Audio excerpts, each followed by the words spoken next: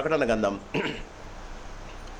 యోహాను వ్రాసిన ప్రకటన గ్రంథం మొదటి అధ్యాయం యోహాను వ్రాసిన ప్రకటన గ్రంథం మొదటి అధ్యాయం మొదటి వచనం. అందరం కలిసి గట్టిగా బైబుల్ ఉన్న వారందరూ యూ ఓపెన్ యువర్ బైబుల్స్. నేను చాలాసార్లు మీకు చెప్పాను, carry your Bibles when you can. మీరు మోయగలిగినప్పుడు బైబుల్ మోయండి. చాలామంది సెల్ ఫోన్స్లో బైబుల్ చూస్తున్నారమ్మా. Cell phone is not made for Bibles and Bibles are not made for cell phones. బాగా గమనించండి. దేవుని వాక్యము రాయబడిన వాక్యం. ఆ వాక్యాన్ని మీరు బైబుల్ తీసుకొని తప్పకుండా, ఎవరన్నా బైబుల్ లేకపోతే నా దగ్గర ఇంకో బైబుల్ ఉంది, తీసుకున్న పాత బైబుల్ ఉంది, దాన్ని ఇప్పుడు చదవడానికి కావాలంటే నేను ఇస్తాను. ఎందుకు చెప్తున్నానంటే, carry the Bible when you can and the God of the Bible will carry you when you cannot carry your self. నిన్ను నీవు మోసుకోలేని పరిస్థితులు చాలాసార్లు వస్తాయి. నీ జీవితంలో నీవు ఎటు వెళ్ళలేని పరిస్థితులు వస్తాయి. నీ జీవితంలో అర్థం కాని పరిస్థితులు వస్తుందమ్మా. ఈ పరిశుద్ధమైన గ్రంథంలో పరిశుద్ధమైన ప్రభువు ఉన్నాడమ్మా. ఆ బైబుల్ మోయడం అంటే ఆయనను మోయడం. మన జీవితాలలో ఆయనను మోయడానికి మనం ఇష్టపడాలి.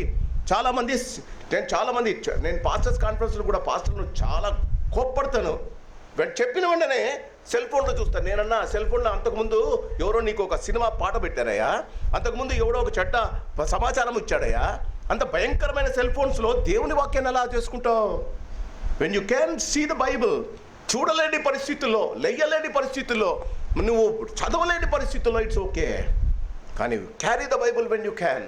The Bible of the God will carry you when you cannot carry your self. ప్రకటన గ్రంథం మొదటి అధ్యాయం మొదటి వచనం. అందరూ గట్టిగా చదవాలండి.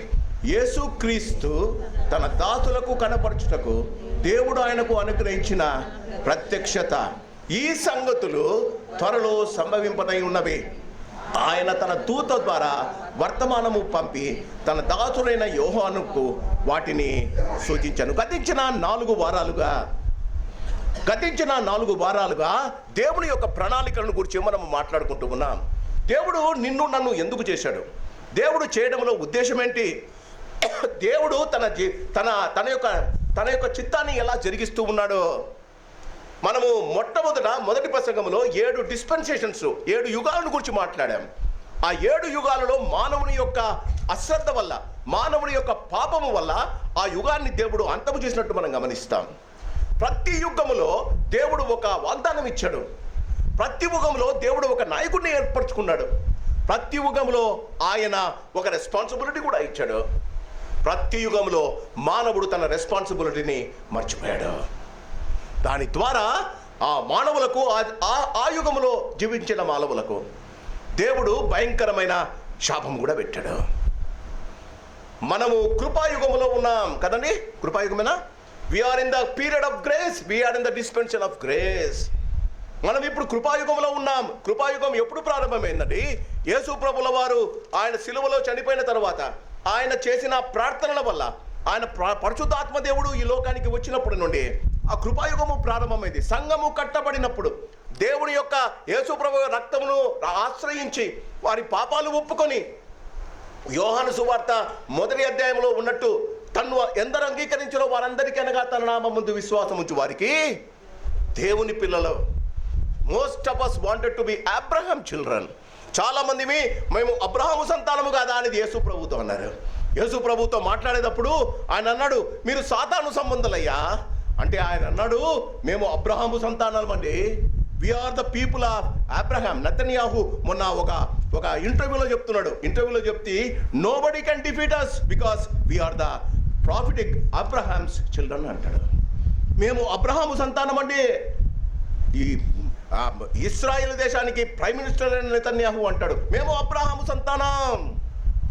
అబ్రహాము సంతానమైన ఇస్రాయేలులో ఉన్న యూదులకే, జూస్కే, అక్కడున్న యూదులకే, లేకపోతే అక్కడ ఉన్న జెరూసలేము దేశాలయంలో ఉన్న వారికే అంత ధైర్యం ఉంటే, తన్ను ఎందరు అంగీకరించారో వారందరికీ అనగా తన నామం ముందు విశ్వాసం ఉంచు వారికి ఏమంటమ్మా? ఇశ్రాయేలు పిల్లలు కాదమ్మా, దేవుని పిల్లలు. దేవుని పిల్లలై అధికారం ఇచ్చిన మనం దయ్యాల పిల్లల మాదిరి జీవిస్తే ఎలా? యుగము అంతము కాబోతుంది. క్రీస్తునందు ప్రియమైన వాళ్ళరా, 7వ అధ్యాయం ప్రకటన గ్రంథం మొదటి అధ్యాయము మొదటి వచనము ఈ యొక్క యుగము యొక్క చూడండి, మొట్టమొదటి ఈ యుగం యొక్క అంతాన్ని గురించి మాట్లాడుతుంది. యేసుక్రీస్తు తన దాసులకు కనపరచుటకు దేవుడు ఆయనకు అనుగ్రహించిన ప్రత్యక్షత, దీన్ని రెండవ రాకడ అని అంటారు.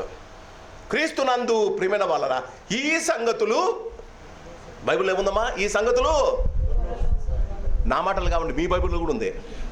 మీరు పేరు రాసుకున్న బైబిల్లో ఉంది. Everyone owns their own Bible. No, in your Bible it is written that he is going to come very fast. ఆయన త్వరగా వస్తున్నాడట, త్వరలో సంభవించబోతున్నాయి. ఈ 6వ కృపాయుగములో, ఈ కృపాయుగము ఎలా క్లోజ్ కావడం, ఈ కృపాయుగము ముగించడం ఎలా జరుగుతుంది? 2వ ప్రసంగంలో మనం మాట్లాడాం. ఏమంట? 2వ ప్రసంగం ఏంటమ్మా? ఎత్తబడ్డాం, rapture. The church will be raptured. Church అంటే యేసునందు విశ్వాసం ఉంచిన వారు, దేవుని బిడ్డలుగా జీవించడానికి ఇష్టపడిన వారు, ప్రతి నిత్యము దేవుని గురించి ఆలోచించేవారు, వారి పాపములను దేవునికి ఒప్పుకొని కడుగుకున్నవారు. వీరెవరండి? ఈ జనసమూహం ఎవరండి? తెల్లని వస్త్రము ధరించిన వారు వీరెవరండి? ప్రకటన గ్రంథంలో అంటే ప్రతినిత్యము వారు ఈ గొర్రెపిల్ల రక్తములో వారి వస్త్రములను కడుగుకున్నవారు. అందుకే ప్రతి ఆదివారం గుడికి వస్తాం, అందుకే పల్ల సహవాసం. రక్షణ అనే వస్త్రాన్ని దేవుడు ఇచ్చాడు. నీ పాపపు తలంపుల వల్ల, మీ పాపపు కార్యాల వల్ల మనం ప్రతినిత్యము ఆ వస్త్రాలను చెడుపు చేసుకుంటున్నాం. దేవుని వాక్యం ద్వారా ఆ ప్రతి ఆదివారం బల్ల సహవాసానికి వచ్చి మనం చేసిన పాపాలను ఒప్పుకొని, మొదటి యోహాను పత్రిక 1వ అధ్యాయంలో చెప్పినట్టు 11వ అధ్యాయం, మన పాపములను మనం ఒప్పుకొని ఎట్లా మన జీవితాలను తిరిగి గడుపుకుంటున్నాం. క్రీస్తునందు ప్రియమైన వాళ్ళరా, ఎత్తబడేవారు ఎలా ఉండాలి? హానోకు దేవునికి ఇష్టుడై ఉండెను. హానోకు దేవునికి ఇష్టుడై ఉండెను. మనకు దేవుడు అంటే ఇష్టమమ్మా, కానీ నీకు దేవుడు నిన్ను కోరుకుంటున్నాడా? హానోకు దేవునికి ఇష్టుడై ఉండెను కనుక దేవుడు అతనిని కొనిపోయాను, అతడు లేకపోయాను. ఈ ఉదయకాలం నీవు గమనించాలి. జీవితంలో భార్యకు ఇష్టంగా జీవించాలనుకుంటాం, జీవితంలో నీ బాస్కు ఇష్టంగా జీవించాలనుకుంటాం, జీవితంలో నీ గర్ల్ ఫ్రెండ్కో బాయ్ ఫ్రెండ్కో ఇష్టంగా జీవించాలని కోరుకుంటాం. వారు ఏదడిగినా చేస్తావు. దేవుడికి ఇష్టంగా మనం జీవిస్తున్నామా? దేవుడు అడిగినట్టు మనం జీవిస్తూ ఉన్నామా? ఈ ఉదయకాలం నిన్ను నీవు ప్రశ్నించుకోవాలి. ఎత్తబడే గుంపులో హానోకున్నాడండి మొదటివాడు. హానోకులా నీవు జీవిస్తున్నావా? Is your life is pleasing to God? నోవహును గురించి దేవుడు అంటాడు, ఈ లోకమంతుడిలో నీ ఒక్కడే యథార్థవంతుడు, నీతిమంతుడు. ఆదికాండం 88వ అధ్యాయంలో మనం గమనిస్తే, నోవహు ఆ ఓడలో ఉన్నప్పుడు భయంకరమైన ప్రళయం వచ్చిన తర్వాత, ఎంత చక్కని వాక్యం అండి. యెహోవా నోవహును అందులోని ఉన్నవారిని, ఓడలో ఉన్నవారిని జ్ఞాపకము చేసుకున్నాడు. ఎందుకమ్మా? యథార్థవర్తుడై జీవించాడు. ఈ ఉదయకాలం ర్యాప్చర్లో జరిగేది మొదటిది, ఈ యుగము సమాప్తం అవడానికి మొట్టమొదటి జరిగేది ర్యాప్చర్ అండి. యేసు సిలువలో రక్షింపబడిన ప్రతివారు చర్చ్. మనము దేవుని ప్రణాళికలో లేము. పాత నిబంధనలో చర్చ్ అనే మాట మనకు కనపడదు. కొత్త నిబంధనలో సంఘం అంటే క్రీస్తు రక్తము చేత కొనబడిన విశ్వాసులు. ఈ సంఘము పరలోకానికి వెళ్ళిపోతుంది. మొట్టమొదట ఆయన రక్తము చేత కడగబడిన వారు వెళ్ళిపోతారు. వెళ్ళిపోయేవారు ఎలా ఉంటారు? పాస్టర్, ఒక భక్తుడు అన్నాడు, ఒక యవనస్తుడు అన్నాడు, will I be raptured when Jesus comes? నువ్వు ఎత్తబడతావా? నేను ఎత్తబడతానా పాస్టర్ గారు అని ఒక యవనస్తుడు అడిగాడు. నేను వాడికి చెప్పింది 2 విషయాలు. మొదటిది, నువ్వు దేవునికి ఇష్టడై జీవించు. హానోకుని తీసుకొని వెళ్ళేటప్పుడు దేవునికి ఇష్టడై జీవించాడు. రెండవ వాడు ఎత్తబడినాడు ఎవరమ్మా? వాక్యంలో చెప్పా, ఎవరండి? ఏలియాకు రథాలు కనిపించాయి, కానీ సుడిగాలి చేత ఎత్తబడ్డాను అనుంది. ఎందుకు దేవుడు ఏలియాని తీసుకొని వెళ్ళాడు? ఆ ముందు వచనాల్లో మొదటి రాజుల గ్రంథంలో మనం గమనిస్తే ఆయన ఒక మాట అంటాడు, జీవము గల యెహోవాకు రోషము కలిగి నేను ఒక్కడే చదివిస్తున్నా. చర్చిలు నాశనమైన, చర్చిలు మూసివేసిన, చర్చిల మీద కోర్టులు కేసులు వేసిన, యేసు ప్రభువును దూషించిన, సంఘాలను దూషించిన, బైబిలును కాల్చివేసిన మన జీవితాల్లో మనకు రోషం లేదమ్మా. అదే నిన్నంటే, అదే నీ ఇంటి వారినంటే, అంటే నీ నాన్ననంటే, నీ భార్యనంటే ఇంటి దాకా వెళ్ళి కొట్టొస్తారు కదా. మనం రోషము లేని వారం అండి. మనం రోషము లేని వారం. I'm not provoking you, I'm provoking you to be faithful to God. అందుకే పౌలు అంటాడు, నా మట్టుకు నువ్వు పోతే చచ్చిపోతావయ్యా, రోమీలు నిన్ను చంపడానికి చూస్తున్నారయ్యా అని శిష్యులు అంటారు. నా మట్టుకు బ్రతుకుట క్రీస్తే, చావైతే లాభం. క్రైస్తవులు ఎప్పుడు అంటారండి ఈ మాట? చచ్చిన తర్వాత అబ్జల్యూట్ మీద వేసుకుంటారు. For unto me death is life అని. అవునా? బతికినప్పుడు చనిపోవటానికి ఇష్టపడితే చచ్చిన తర్వాత కూడా బతికేవారం మనం. యోహాను సువార్త 11లో మార్తా మరియలతో యేసు ప్రభు ఏమంటాడు? పునరుత్థానమును జీవమును నేనే, నా యందు విశ్వాసం ఉంచిన వాడు చనిపోయినను బ్రతుకును, బ్రతికి నా యందు విశ్వాసం ఉంచిన వాడు ఎన్నటికి నీ చనిపోడా. We are worried about our death, but we are not worried about the life which God is already given to you. దేవుడు ఇచ్చిన నిత్య జీవాన్ని గురించి మనం ఆలోచించడంలే. ఎత్తబడే గుంపులో ఈ 2 విషయాలు మీకు ఉండాలి. సంఘములో ఎవడు దేవునికి ఇష్టడై ఉంటాడో, not to pastor, not to your husband, not to your boss, not to your children. ఎవడు దేవునికి ఇష్టడై ఉంటాడో దేవుడు వారిని కొనిపోయాను. ప్రకటన గ్రంథం 4వ అధ్యాయంలో ఉంది, అంతటా ఆత్మ వచ్చి అంటాడు, ఇక్కడికి ఎక్కి రమ్ము. సంఘానితో చెప్తున్నాడమ్మా 4వ అధ్యాయము. అది జరగబోతుంది. మొదటిది, మనము ఎత్తబడతాం. ఎక్కడుంటాం? మధ్యాకాశంలో ప్రభువుతో ఉంటాం. బాగా గమనించండి, God will not come on to this land. Confuse కాకండి. ఆయన మధ్యాకాశంలో మొదటి దశలోనికి రాసిన పత్రిక 4వ అధ్యాయంలో ఉంది, ఆర్భాటముతోనూ ప్రధాన దూత శక్తులతోనూ బూరతోనూ ప్రభువు దిగి వచ్చుట మనం చూస్తాం. అంతటా ప్రభువు నందుండి మృతి చెందిన మృతులు మొదట లేస్తారు. అవునా? లేచి ఎక్కడికంట? లేచి అంతటా జీవించున్న మనము మార్పు చెంది, వాక్యం ఏముందంటే, ప్రభువును ఎదుర్కొనుటకు మేఘ మండలము మీదికి పోదుము. ఉదయకాలం నేను ప్లేన్లో వచ్చేటప్పుడు ఈ వాక్యాన్ని ధ్యానం చేసుకుంటూ వచ్చా. ఏం చెప్పాలి ఈరోజు? I reach home at 8:30, 9:30, 10 o'clock చర్చిలో ఉండాలా. వాక్యము పోయేకంటే ముందు చూసుకున్నా. ఎలా నువ్వు రెగ్యులర్గా చెప్తున్నా కాబట్టి అప్పుడే దేవుని వాక్యం స్టోర్ చేసుకున్నా. ఆ ఏరోప్లైన్లో వెళ్తుండగా ఉన్నట్టుండి నేను వాక్యం చదువుతుండగా పైలట్ అంటాడు, we are flying at 32,000 feet above from the sea level అని అన్నాడు. 32,000 అడుగుల దూరంలో మేము జీవిస్తున్నామని. నేను చెప్పా, ప్రభువా, హౌ ఇట్ విల్ బి? అందరూ కిటికీలు తెరిచి చూస్తున్నారు, తొంగి చూస్తున్నారు. మేఘమండముల మీద బాగా గమనించండి, మేఘమండముల మీద దేవుడు మనల్ని పరలోకానికి తీసుకుపోతాడంట. భూమి ఆకర్షణ శక్తి పని చేయదట. ఆలోచించండి, ఒక ప్లేన్లో పోయినప్పుడే నీకు అంత థ్రిల్ ఉంటే, నీ శరీరాలు మార్పు చెంది మహిమ శరీరాలుగా మార్పు చెంది పరలోకానికి వెళ్ళడం ఎంత థ్రిల్ కదా. ఇది 2వ ప్రసంగం. మన జీవితాల్లో గమనించండి, సంఘంలో ఉన్న వారందరూ ఎత్తపడతారా? సంఘంలో ఉన్న వారందరూ దేవునికి ఇష్టలా? నువ్వు దేవునికి ఇష్టవా? Are you pleasing to God? నువ్వు దేవునికి ఇష్టంగా జీవిస్తున్నావా? క్రీస్తునందు ప్రియమైన వాళ్ళరా మనము భయభక్తులం కలిగిన వారం, కానీ దేవుని యందు భయభక్తులు లేని వారం. గమనించండి, we are very faithful people. I'm faithful to myself, I'm faithful to my family, I'm faithful to my father and mother, but I'm not faithful to my God. ఈ ఉదయకాలం నిన్ను నువ్వు ప్రశ్నించుకోవాలి.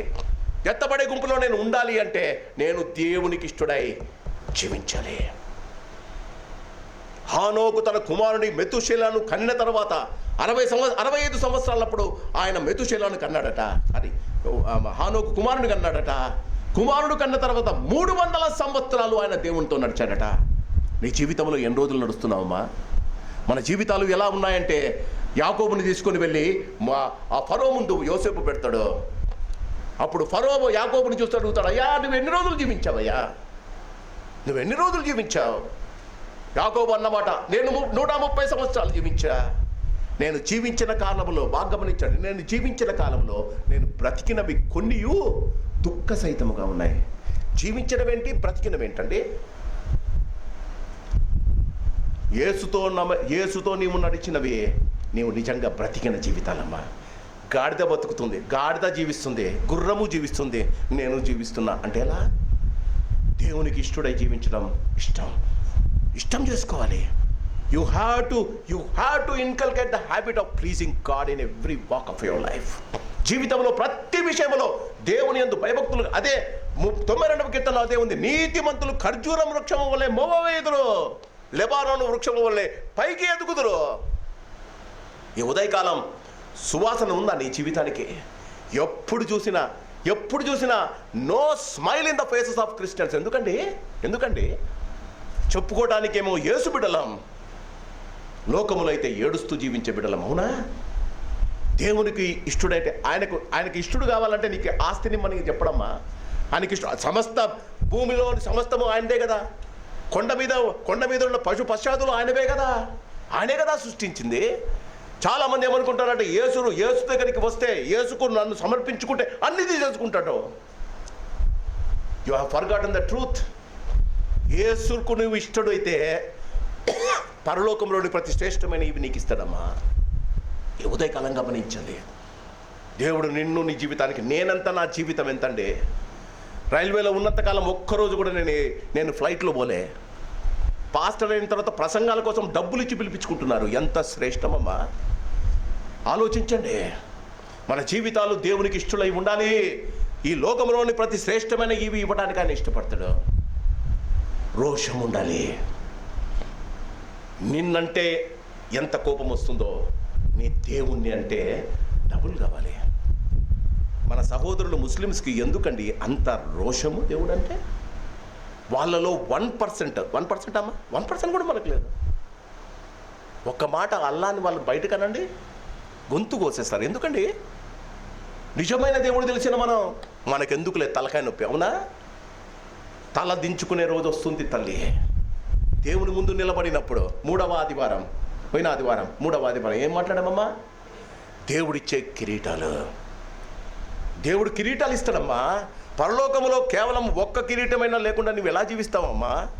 ఈ ఉదయకాలం నువ్వు గమనించాలి, 5 కిరీటాలు ఉన్నాయి. 5 కిరీటాలు కేవలం ఈ లోకములో నీవు దేవుని కొరకు జీవించినప్పుడు దేవుడిచ్చే 5 కిరీటాలు. సండే స్కూల్లో VBSలో చిన్నపిల్లలకు వాళ్ళ కిరీటాలు చేసి పెట్టేవాళ్ళం. ఎన్ని రోజులు వాళ్ళు వస్తే అటెండెన్స్ అని చెప్పి చిన్న స్టార్ట్ చేసి దానికి అతికిచ్చి పిల్లలకు పెడితే they feel that they are the kings అండి. వాళ్ళు వారి జీవితంలో వారే కింగులు, వారే క్వీన్లు అనుకునే వాళ్ళమ్మా. పరలోకములో ఉండే నీవు ఒక్క కిరీటం లేకుండా ఎలా ఉంటావమ్మా? ఈ ఉదయకాలం క్రీస్తునందు ప్రియమైన వాళ్ళరా బాగా గమనించండి. యేసు ప్రభువు ఆయన పరలోకములో మొదటి దశలోనికి రాసిన పత్రిక 4వ ప్రకటన ఆర్భాటముతోనూ ప్రధాన దూత శబ్దంతోనూ దేవుని బూరతోనూ ఆయన మధ్యాకాశంలో నిలబడతాడు. చచ్చిపోయిన విశ్వాసులు, బ్రతికి ఉన్న విశ్వాసులు మార్చబడి పరలోకానికి వెళ్తారు. దిస్ ఈస్ కాల్డ్ ర్యాప్చర్, ఎత్తబడ్డం. కొంతమంది నిలబడిపోతారు. ఎత్తబడేది ప్రకటన గ్రంథం 4వ అధ్యాయంలో ఉంది. నీకు 3 సార్లు చెప్పా ప్రకటన గ్రంథాన్ని. ఎత్తబడే గుంపు 4వ అధ్యాయంలో ఉంది. ఇక్కడికి ఎక్కినము అని ప్రభువు చెప్తాడు. మిగిలిన పోయిన వారు, విడవబడిన వారు ఇక్కడే ఉంటారు, బ్రతికి ఉంటారు. కానీ కృప, ప్రేమ, ఆశీర్వాదము దేవుడు తీయబడతాడు. ఇమాజిన్, పోయిన ఆదివారం చెప్పా, చావమని కొండలతోనూ లోయలతోనూ అడుగుతారట. మా మీద పడి మమ్మల్ని చంపండయ్యా, ఈ బాధను మేము తట్టుకోలేకుండా ఉన్నామయ్యా అని విడవబడిన వారు ఏడుస్తారట. మరణము వారికి దూరం అయిపోతుందట. మరణం కొరకు విషాలు తాగుతారంట, అది పాలవాదులు ఉంటాయట, విషం పనిచేయదట. విడవబడిన వారికి 7 సంవత్సరాలు భయంకరమైన శ్రమ. ఎత్తబడిన మధ్యాకాశంలో ఎత్తబడిన గుంపుకు దేవుడు అతి శ్రేష్టమైన వరాలను ఇస్తాడు. ప్రకటన గ్రంథం 19వ అధ్యాయానికి వచ్చే సమయానికి ఈ 7 సంవత్సరాలు ముగిసిపోతుంది. బాగా గమనించండి. ఎత్తబడిన సంఘానికి ఆయన శ్రేష్టమైన కిరీటాలు ఇస్తుంటే, విడవబడిన సంఘస్థులకు, ఆయనను నమ్మని వారికి భయంకరమైన ఉగ్రత పాత్రలు, బూరల యొక్క శ్రమలు కలుగుతాయి. అది కరిగిన 7 సంవత్సరాల తర్వాత ఈ లోకము భయంకరమైన భయంకరమైన అపవిత్రపు త్రిత్వంతో ఉంటుంది. యేసే దేవుడు అనే అబద్ధ ప్రవక్త చెప్తూ ఉంటాడు. క్రీస్తును నేనని సైతాను మోసం చేస్తూ ఉంటాడు. క్రీస్తునందు భయంకరమైన అపవిత్రమైన త్రిత్వము ఈ లోకాన్ని ఏలుతూ ఉంటుంది. క్రీస్తునందు ప్రేమైన వాళ్ళరా, ఇప్పుడు రండి యోహాను సువార్త, ప్రకటన గ్రంథం మొదటి అధ్యాయం. ప్రకటన గ్రంథం 1వ అధ్యాయం 1వ వచనం. యేసుక్రీస్తు తన దాసులకు, చదవండమ్మా. యేసుక్రీస్తు దేవుని ప్రత్యక్షత ఈ ఉదయకాలం మన జీవితాల్లో మనం గమనించాలి. వాట్ ఈజ్ దేవుని యొక్క ప్రత్యక్షత? దేవుని యొక్క ప్రత్యక్షత అంటే దేవుడు కనపడ్డాం. క్రీస్తునందు ప్రియమైన వాళ్ళరా, యేసు ప్రభువుల వారు ఈ లోకంలో జీవించినప్పుడు, యేసు ప్రభువుల వారు ఈ లోకానికి మొట్టమొదటి ప్రత్యక్షత ఆయన దీనుడుగా, దాసునిగా వచ్చాడు. చాలామంది ఒక ప్రశ్న వేస్తారు, యేసు ప్రభువుల వారు ఎందుకు తన జీవితంలో దేవుడు ఎందుకు ఒక మరియమ్మ ఇంటిలో పుట్టాడు? ఎందుకు ఆ పూరి గుడిసెను ఎన్నుకున్నాడు? ఎందుకు ఒక వడ్రంగి అయిన యోసేపును తన తండ్రిగా ఉండటానికి ఆయన ఇష్టపడ్డాడు? ఆయన హేరోదు ఇంటిలో ఎందుకు పుట్టలేదు? ఆయన పిలాతు ఇంటిలో ఎందుకు పుట్టలేదు? ఆ ముగ్గురు జ్ఞానులు, ఆ తూర్పు దేశపు జ్ఞానులు వచ్చి ఆ యేసుప్రభు కొరకు వస్తూ వారి తమ జీవితంలో యేసుప్రభు అక్కడ ఉన్నాడని ఆయన దగ్గరికి వెళ్ళారు కదా. Each one of us wanted to born with a golden spoon in their mouths. అంతేనా? సిల్వర్ స్పూన్ అన్న గోల్డెన్ స్పూన్తోనే పుట్టాలి. మన నాన్న చాలా రిచ్ కావాలి, మా నాన్న బాగా చదివించాలి, మా నాన్న అది చేయాలి, ఇది చేయాలి అని మనం అనుకుంటాం. క్రీస్తునందు ప్రియమైన వాళ్ళరా, యేసు ప్రభు జీవితాన్ని మనం గమనిస్తే ఆయన తన జీవితంలో ఆయన ఏమీ లేకుండా జీవించడానికి ఇష్టపడ్డాడు. యెషయా గ్రంథంలో చెప్పబడిన ప్రకారం మొదటి ప్రత్యక్షత ఆయన దీనుడుగా వచ్చాడు. ఏలయనగా మనకు శిశువు పుట్టెను, మన కుమారుడు అనుగ్రహింపబడెను, ఆయన భుజముల మీద రాజ్యభారం ఉండును. ఆశ్చర్యకరుడు, ఆలోచనకర్త, బలవంతుడైన దేవుడు, నిత్యుడకు తండ్రి, సమాధానకర్త యొక్క అధిపతి అనే ఆయనకు పేరు పెట్టబడను. సమాధానం ఇవ్వడానికి వచ్చాడమ్మా. ఆయన చనిపోయి తిరిగి లేచిన తర్వాత కూడా ఆయన వారితో చెప్పిన మాట, మీకు సమాధానం కలుగును గాక. మనమైతే కొట్లాడుకొని వస్తున్నామే. మనమైతే ప్రతి విషయంలో మనం అసమాధానం చూపుతున్నామే. అంటే ప్రభు మన మధ్య లేడా? ఆయన వచ్చి వారి మధ్య నిలిచి వారితో అన్నమాట, మీకు సమాధానము ఎక్కడ? Where there is God, where there is Jesus, peace should prevail in the presence. ఆ పరిస్థితిలో మనం తప్పకుండా సమాధానం కావాలి. మొదటి ప్రత్యక్షత క్రీస్తునందు ప్రియమైన వాళ్ళరా, మొదటి ప్రత్యక్షత దేవుని యొక్క కృపా ప్రత్యక్షత. తండ్రి యొక్క చిత్తాన్ని నెరవేర్చి ఆయన సౌమ్యుడుగా వచ్చి, ఫిలిప్పీలకు రాసిన పత్రిక 2వ అధ్యాయంలో ఆయన పరలోకము విడిచిపెట్టబడిన భాగ్యమని తలంచక ఆయన మానవ అవతారముతో వచ్చి తన్ను తాను రుక్తునిగా చేసుకుని మరణము పొందినంతగా, అనగా శిలువ మరణము పొందినంతగా తన్ను తాను తగ్గించుకున్నాడు. ఎందుకో తెలుసా? గెత్సేమనే వనంలో ఆయన చెప్పిన మాట, నీ చిత్తమే కానీ అది కృపా ప్రత్యక్షత. చచ్చిపోతున్న మానవునికి, దేవునికి దూరమైపోతున్న దేవునికి మధ్య సిలువ అనే ఆ శ్రేష్టమైన సంధిని చేసి ఆయన మధ్యవర్తిగా ఉండి మన కొరకు ప్రార్థన చేసి మనల్ని తిరిగి కుమారులుగా చేశాడు. అందుకే ఆయనను నువ్వు నమ్మాలి. సంధి చేయడానికి వచ్చిన ఆయనను నువ్వు నమ్మాలి. ఆయన చేసిన ప్రణాళికలను, ఆయన చేసిన పనులను నువ్వు నమ్మాలి. కృపా ప్రత్యక్షత క్రీస్తునందు ఫర్ ద ఫస్ట్ కమింగ్ ఆయన వచ్చినప్పుడు ఏ ఇల్లు తెరవలేదమ్మా. ప్రతి ఇంటి వారు, మామూలుగా మనం డ్రామాలు చేస్తాం కదా, వెళ్ళి కొడతారు, is there any place for my wife కదా. మరియమ్మకు నిండు గర్భాల్లో ఉంటుంది, ఒకరి దగ్గర పెట్టి తలుపు కొడతారు, అమ్మా స్థలం ఉందమ్మా.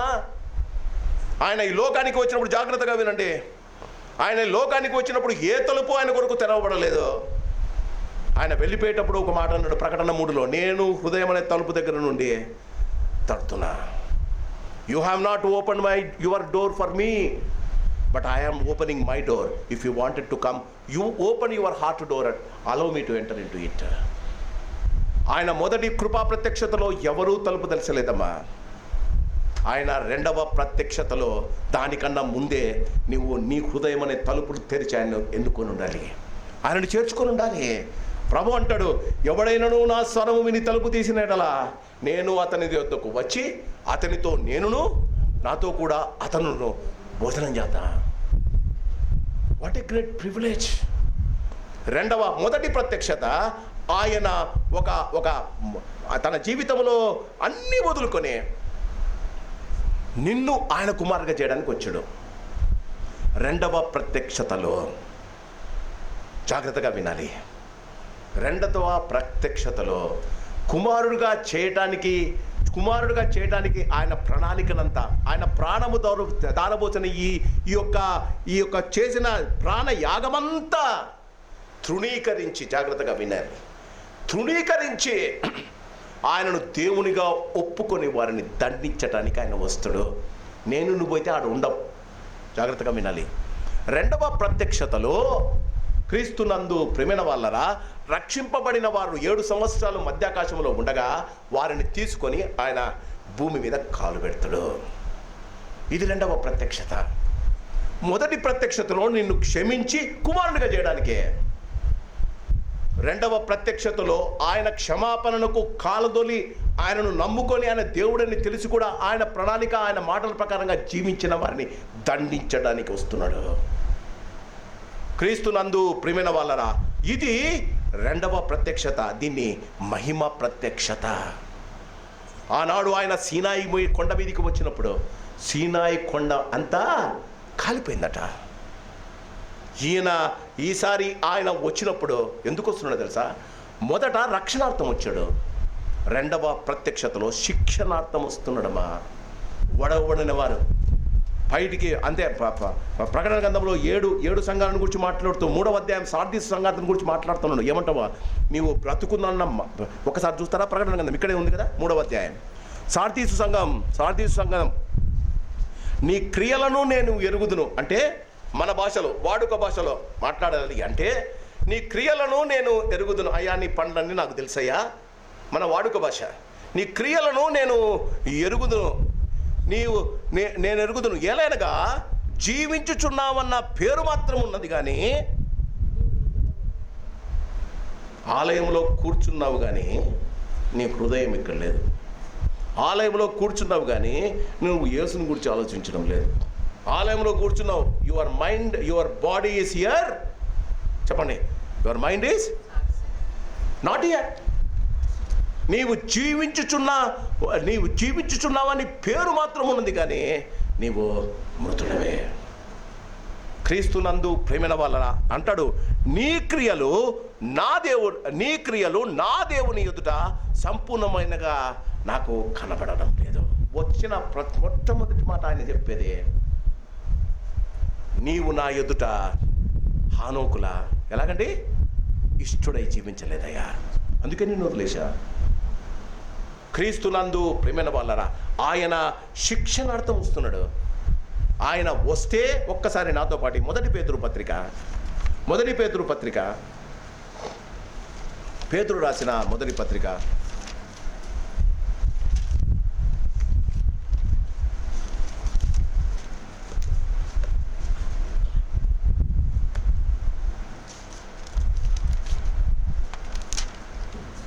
2వ పేతురు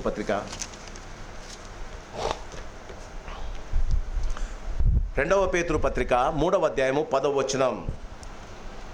అయితే ప్రభు దినము దొంగ వచ్చినట్లు వచ్చును, ఆ దినమున ఆకాశములు మహాధ్వనితో. అమ్మ, నువ్వు చూస్తున్న ఆకాశం అంటే స్కై విల్ బి డిసపియర్డ్. మీ వాడుక భాషలో మాట్లాడుతున్నా. ఆకాశములు మహాధ్వనితో గతించిపోవును. ఆకాశాలు అంటాయంట, మేముండము, యేసు ప్రభు వస్తున్నాడు, మేముండము, చేసిన ప్రతి అతిక్రమను చూడలేకపోతున్నాము. మనుషులు వారి జీవితాల్లో భయంకరమైన జీవితాలు జీవిస్తున్నారు, మేము ఉండలేమయ్యానా, దానంతకదే నశించిపోతుందట. ఆకాశం అండి, చూడండి, ఆకాశము ఆ దినమున ఆకాశమును మహాధ్వనితో గతించిపోవును, పంచభూతములు మిక్కుటమైన వేండ్రముతో లయమైపోను. పంచభూతాలండి, నువ్వు కొనుక్కొని రిజిస్టర్ చేసుకున్న భూమి అండి, నువ్వు ఎంజాయ్ చేస్తున్న ప్రివిలేజెస్ అండి, నువ్వు తిరుగుతున్న కార్ అండి, నీవు బ్యాంకులో పెట్టుకున్న బ్యాంకు బ్యాలెన్స్ అండి. ఏమంటా అరుచుకుంటూ నేను నుండి దూరం అవుతా. చూడండి, ఆ పంచభూతములు మిక్కుటమైన వేండ్రముతో లయమైపోవును. తర్వాత భూమియు దాని మీదున్న కృత్యములు. లోతు భార్య మాదిరి ఎంతమంది వెనక్క చూస్తారు కదా. అయ్యో చెప్పకుండా నేను బ్యాంకులో నా భార్యకి చెప్పకుండా ఇంత పెట్టుకున్నా, నాకు భార్య తెలియకుండా ఫ్లాట్ బుక్ చేసుకున్నా, నా భార్యకు తెలియకుండా ఫ్లాట్ కొనుక్కున్నా. అవునా? ఏమవుతుందమ్మా? భూమియు దాని ఉందన్న కృత్యములు నావిగా తల్లి. నీ బైబిల్లో కూడా అదే ఉంది. అవునా? ఆయన వస్తుండగా ఇంకా కాలు పెట్టలే, ఆయన వస్తుండగా సమస్తము కాలిపోతుందంటమ్మా. అందుకే అంటాడు, పోయినసారి మొదటి కొరింథీలో చెప్పాను కదా, ఆయన పునాది మీద మనం ఎలా కట్టుకుంటున్నామా? కొంతమంది బంగారుతోను, కొంతమంది వెండితోను, కొంతమంది వెలగలరాలతోను, కొంతమంది కొయ్యకాలతోను, కొంతమంది గట్టితోను. ఆ దినము అగ్ని చేత ప్రతిదీ పరీక్షింపబడుతుంది. చూడ్డానికి చర్చిలో you are the most saintful fellow, నీలాంటి భక్తుడే లేడండి. ఆ దినం నీలాంటి పాపే లేడండి. ఈ ఉదయకాలం గమనించాలి. నీ జీవితంలో నీకు ఎంత సంపాదించుకున్నా. చాలామంది నన్ను అడిగారు, పాస్టర్ గారు ఇల్లు ఎందుకు కట్టించుకోలేదండి? రైల్వేలో పనిచేసావు, ఆఫీసర్గా పనిచేసావు. నేనన్నా నాకు ఒకటే ఒక ఇల్లు ఉండాలా, అది పరలోకంలోనే ఉండాలి. నాకు ఒకటే ఇల్లు ఉండాలా, అందుకే ధనాన్ని కూర్చుకుంటున్నా. యేసు సేవతో నాకు ఉన్న దాంట్లో కన్నా నా కష్టము నా దేవుని సేవకు ఎంతన్నా ఇచ్చేస్తున్నా. ఎందుకండి? మీ ధనము పరలోకమందు కూర్చుకొనడి. మీరు పోయి బ్యాంకులో వేసుకుంటారు, దాని మీద ఇంట్రెస్ట్ ఇస్తున్నారు కదండి. చాలాసార్లు ఈ ఛాలెంజ్ చేశా. ఎంతమంది ఓపెన్ చేశారమ్మా బ్యాంకు? పరలోకంలో బ్యాంకులో అకౌంట్ ఎంతమంది ఓపెన్ చేశారమ్మా? జాగ్రత్తగా గమనించండి. ప్రభు అన్నమాట, మీ ధనము పరలోకమందు కూర్చుకొనడి. అక్కడ దొంగ కన్నము వేయి దొంగిలుడు చిమ్మడగొట్టదు. ఈ ఉదయకాలం దేవునికి ఇష్టడై ఉండడం నేర్చుకోవాలి. నువ్వు సంపాదించిందంత కాలిపోతుందంట. యేసు ప్రభు ఆయన మహిమ ప్రత్యక్షతలో మొదటిది ఆయన శిక్షణార్థం. ఎందుకు? ఈ భూమిని ఆయన ఆదికాండం 3వ అధ్యాయంలోనే శపించాడు. నీ వలన ఈ భూమి శపింపబడి ఉన్నదే. కాలిపోవాలి కదా. ఒకసారి మునిగిపోయింది, ఈసారి కాలిపోవాలి. ప్రకటన గ్రంథం 22లో కొత్త ఆకాశం కొత్త భూమి వస్తుందమ్మా. నువ్వు ఉంటావా? ఈ ఉదయకాలం నువ్వు గమనించాలి. మొదటిది ఆయన శిక్షణార్థం వస్తున్నాడు. ఎందుకట? యేసు ప్రభువును రక్షకుడుగా అంగీకరించిన వారిని కట్టబట్టడానికి. యేసు ప్రభువును అంగీకరించని వారికి, ఆయనను నిరాకరించిన వారు, ఆయన యేసు ప్రభు అంటే లైట్గా తీసుకున్న వారు, వారి జీవితంలో క్రీస్తునందు ప్రేమ దేవుని గురించి ఆలోచించని వారు, దేవుని కార్యాలను అశ్రద్ధ చేసిన వారు, క్రీస్తునందు ప్రేమ వాళ్ళ గమనించండి. ఒక్కసారి ఆయన వచ్చినప్పుడు విడవబడిన, క్షమించండి, నీవు ఉండకూడదమ్మా. ఇంత శ్రేష్టమైన విపులంగా వాక్యం ఎందుకు చెప్తున్నానో తెలుసా? నీవు విడవబడకూడదమ్మా. I should not search for you in heaven. I should not search for my church members in heaven. All my members should be there in heaven అండి. ఎత్తబడే గుంపులో మీరు ఒక్కొక్కరు ఉండాలమ్మా. మా ప్రయాస అది. రక్షింపబడితేనే మీరు రక్షించినారని మిమ్మల్ని నీటిలో ముంచి మీకు బాప్తిసం అది కాదమ్మా. మీరు దేవుని కొరకు జీవించాలన్నది మాకు ముఖ్యం. ఒకవేళ విడవబడితే, ఇంతగా వాక్యము చెప్తున్నా. అందుకే ప్రకటన గ్రంథంలో 7 సార్లు ఉంది. ఆత్మ సంగములతో చెప్పుచున్న మాట చెవిగలవాడు. మనకు చెవులున్నాయి దేవుని మాటలకు మాత్రం కాదు, దేవుని యొక్క ఉద్దేశాలకు మాత్రం కాదు, దేవుని యొక్క కార్యాలు చేయడానికి మాత్రం కాదు. మనకు చేతులున్నాయి దేవుని కార్యాలకు కాదమ్మా. మనకు పర్సులున్నాయి దేవుని కోసం కాదమ్మా. ఈ ఉదయకాలం గమనించండి. ఒకవేళ వదిలిపెడితే, ప్రకటన గ్రంథం 1వ అధ్యాయము 7వ వచనం, క్రీస్తునందు ప్రేమైన వాళ్ళరా, బైబిల్ ఉన్నవారు దయచేసి చూడండమ్మా. ప్రకటన గ్రంథం 1వ అధ్యాయం. ఈ మాట చదివి నేను ఒక ప్రశ్న ఇస్తా, మీరు దానికి ఆన్సర్ చెప్పాలి. ఇదిగో ఆయన మేఘారూఢుడై వచ్చుచున్నాడు. నెక్స్ట్ ఏముందమ్మా? మీరు చూస్తారా? ప్రతి నేత్రము. వచ్చేవారు పరలోకములో ఆయనతో పాటు 7 సంవత్సరాలు వచ్చేవారు. ఆయన ఎలా మనల్ని పైకి తీసుకుపోయాడో, ఆయన మళ్ళా ప్లేన్ ల్యాండ్ అయినట్టు యేసు ప్రభు ల్యాండ్ అవుతున్నాడు. ల్యాండ్ అయ్యేటప్పుడు మనము ఒక్కరిని చూసుకోమట, ఆయననే చూస్తుంటామట. ప్రతి నేత్రము, ఎత్తబడిన వారు ఆయనను చూస్తుంటారు, విడవబడిన వారు అమ్మ బాబాయ్ వచ్చేస్తున్నాడని చూస్తున్నారు. ప్రతి నేత్రము ఆయనను చూచును. ఆయనను పొడిచిన వారు అంటే శిలువ మీద పొడిచిన వాళ్ళు కాదు, ఆయన కార్యాలను అశ్రద్ధ చేసిన వారు, ఆయన మాటలను పెడచెవిని పెట్టిన వారు, ఆయన వాక్యాన్ని సరైన రీతిగా అర్థం చేసుకునే వారు. బైబిల్ గ్రంథములో ప్రతి నీ పాపాలను నువ్వు ఒప్పుకోకుండా నీకు ఇష్టానుసారంగా నువ్వు జీవిస్తే ఆయనను పొడుస్తున్నావు. ఎన్నిసార్లు నీ మాటల చేత ఆయన గాయాలను రేపలేదండి? ఎన్నిసార్లు ఆయన పొడిచిన ఆ పక్కలో నీ చెయ్యి పెట్టుకొని దేవునికి నొప్పిని ఎక్కువ చేయలేదండి. ఆయన పొడిచిన వారంటే అందరూ ఏమనుకుంటారంటే, సిలువలో ఒక్కడు పొడిచాడు పక్కన. నువ్వు కూడమ్మా ఎన్నిసార్లు యేసు ప్రభువును అవమానపరిచావు, ఎన్నిసార్లు ఆయన గణపరచకుండా నీవు క్రైస్తవుడు కాదని చెప్పుకున్నావు, ఎన్నిసార్లు దేవుని వాక్యాన్ని పెడచెవిన పెట్టావు. ఆయనను పొడిచిన వారు చూచెదరు భూజనులందరూ. జాగ్రత్తగా గమనించాలి. ఇప్పుడు ఎత్తబడిన వారు భూజనులు కాదు. వీళ్ళు ఎవరండి? పరజనులు. పరలోకంలో ఉన్నారు, వారు మధ్యాకాశంలో ఉన్నారు. వారిని భూజనులు అనలే. భూజనులందరూ ఆయనను చూచి, అంతే మనకు వచ్చేది అదే కదా. ఈడ ప్రైజన్ వర్క్ చేసేటప్పుడు చేతులు చప్పట్లు కొట్టండి అంటే కొంతమంది చేతులు కూడా ఇట్లా పెట్టుకుంటారు, కొట్టరు, అప్పుడు ఇట్లా కొట్టుకోవాల్సి వస్తుంది. Train to clap hands for the lord. దేవుని కొరకు చప్పట్లు కొట్టేది నేర్చుకోండి, రొమ్ము కొట్టుకుండేది మర్చిపోతారు. క్రీస్తునందు ప్రేమైన వాళ్ళని గమనించి, ఆయన శిక్షార్థం వస్తున్నాడు. నీ జీవితము ఎలా ఉందో ఒకసారి గమనించు.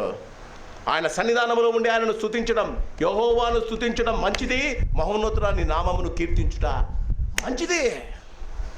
జీవితంలో ఏదో జరిగిందని, ఏదో నువ్వు పోగొట్టుకున్నావని, నీ జీవితంలో ఏదో లేదని చాలామంది చాలా విషయాలుగా దేవునికి దూరం అయిపోతున్నారు.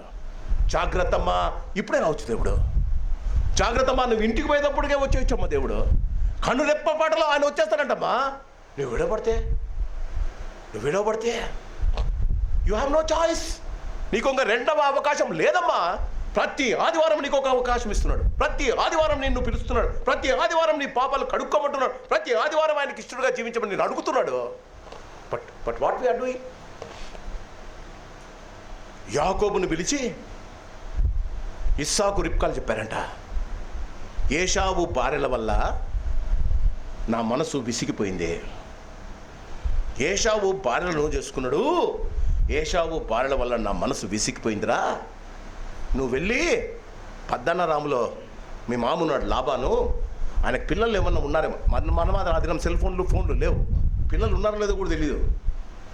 ఇస్సాకు అంటాడు, పోయి మీ అమ్మ వాళ్ళ తమ్ముడు ఉన్నాడు లాబాను ఉన్నాడు, పోయి అక్కడ ఆయనకు పిల్లలు ఉంటే పెళ్లి చేసుకోపోరా, ఇక్కడ వాళ్ళు చేసుకోవద్దు నాన్న అని అంటాడు. వాళ్ళ అమ్మ నాన్న యాకోబుతో మాట్లాడడం ఏశావు చూశాడు. బైబిల్లో చదివారా? వాళ్ళ అమ్మ నాన్న యాకోబునకు ఇచ్చిన మాట ఏశావు వింటాడు. ఏం చేస్తాడో తెలుసా? ఆయన వెళ్ళి ఇష్మాయేల్ ఉన్నాడు చూడండి. ఇష్మాయేల్ ఎవరండి? ఏమమ్మా ఇష్మాయేల్ ఎవరు? హాగరు కుమారుడు. ఇష్మాయేల్కి ఒక కూతురుంది బాషేమతోని, ఆమెను పోయి పెళ్లి చేసుకుంటాడు. వాళ్ళ అమ్మ కోపం తిప్పేయాలని. నా మీద అలిగి గుడికి రారు, నా మీద అడిగి గుడికి చెందా ఎవరు, నా మీద అడిగి దేవునికి దూరం అయిపోతున్నారు. It's your life, do it. మనిషి కొరకు కాదమ్మా మీరు దేవుని దగ్గరికి వచ్చేది, నీ కొరకు వస్తున్నావు. నీ జీవితం బాగుపడడానికి వస్తున్నావు. భాషేమతం చేసుకున్నాడు, నాశనం అయిపోయాడు ఏశావు.